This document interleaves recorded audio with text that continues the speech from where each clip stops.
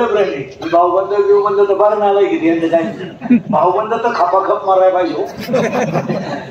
कारण भाऊबंद तर इतके नाव आहे की तुमचे माझे जिवंतपणे नीट जगून देते नाही मिळाल्यावर त्यांच्याशिवाय जात आहे खाल्ले तरी कोणी.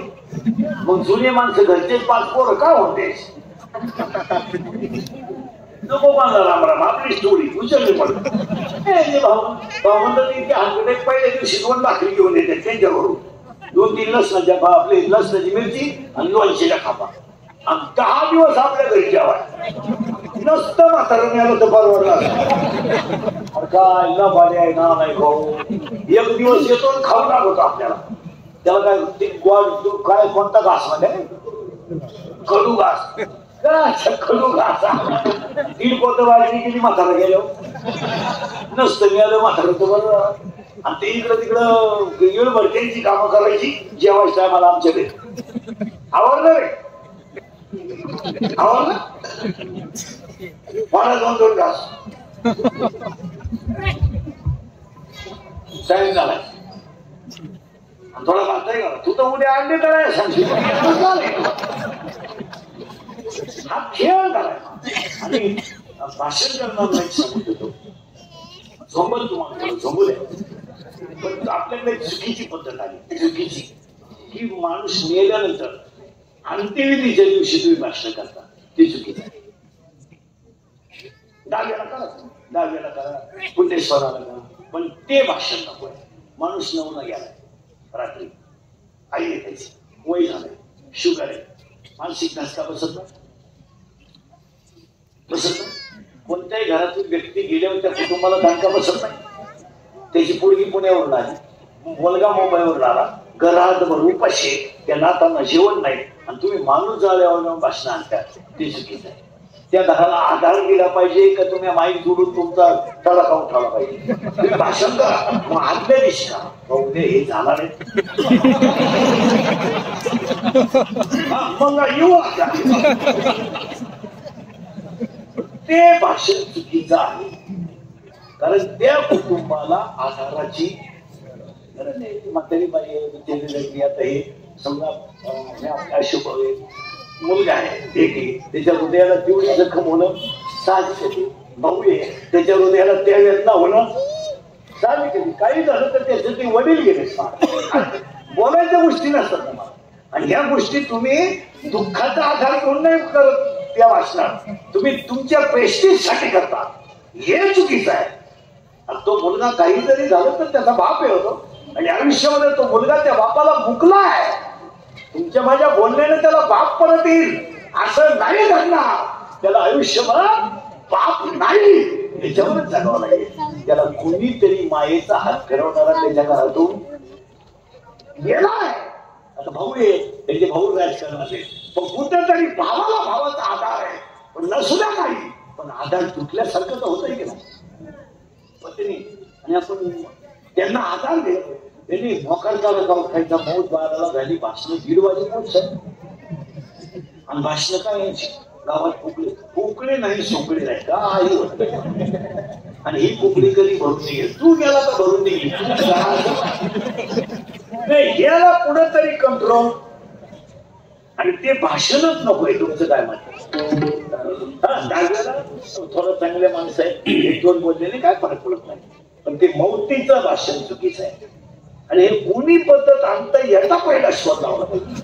मी 2-3 माणसाचा शोध लागतो मला एवढे कपडे बदलले मला गाऊन घालणं शिवणारा माणूस सापडायचा आहे. कोण आवडणार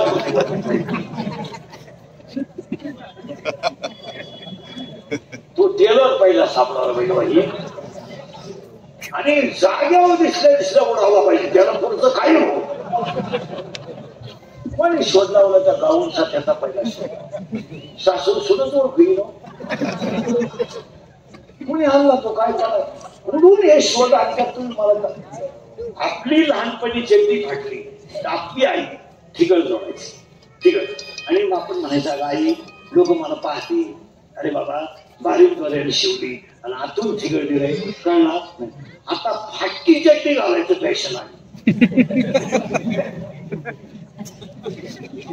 इथं फाट दोन्ही बाजू माणसे कोणी आणली ती चड्डी काय नाव आहे बरबडून ठरवून चांगली फुल आहेत इथं एक कट आहे तू त्याच्यापेक्षा एक दिवस घालूच नको कोणी आली माहिती चड्डी या लोकांची शोध लावले पाहिजे हे पुस्तकात आपल्याला पुढं कामा येते नाही उतरलेली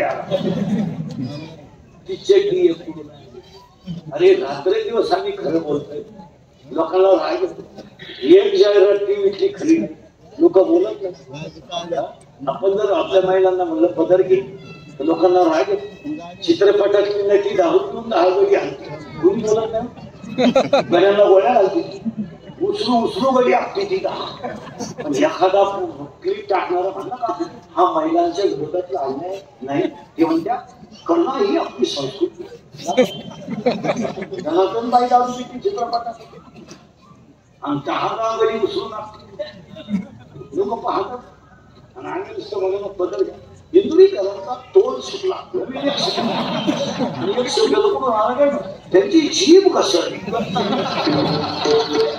ही क्लिप टाकणारी जी माणसं आहे ना ही जेवढे समाजात चांगले माणसं वागत त्यांना उखडून टाकायचे आणि पैसेच लावले मला नाहीच उतरून द्या नाही यांचं खरं काहीच नाही खरं काहीच आणि या खात्या वाक्यावर यांची बातमी नसते जे वाक्य असतं ना त्याच्यावर ते बाण पडायचं पाहत नाही हे कुठं तरी थांबलं आणि इकडं संस्कृती जतन झाली टीव्हीतल्या जाहिराती कोणत्या करा शेजारचे अलंकार सोसायटी सोडून गेले का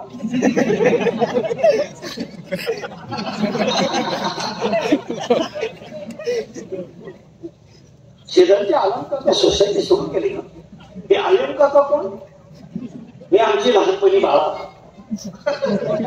ते काय सावड घेऊन पळा होता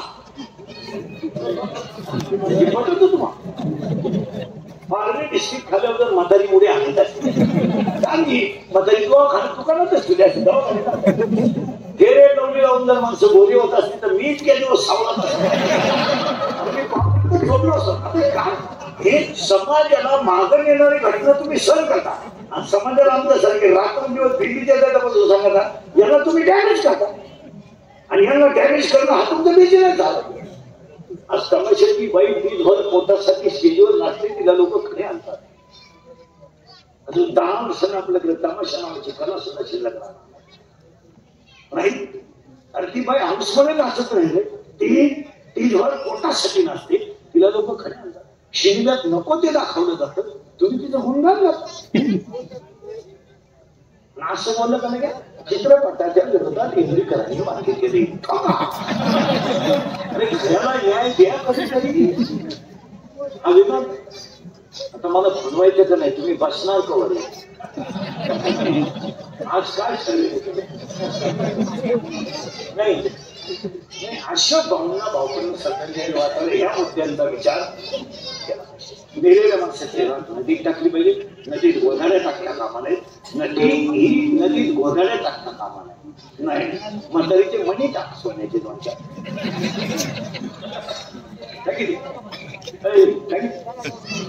नाही बँकेची पावती टाक नाही याला पुढे तरी कंट्रोल सगळ्यांना धन्यवाद अजिबात कोणी उठायचं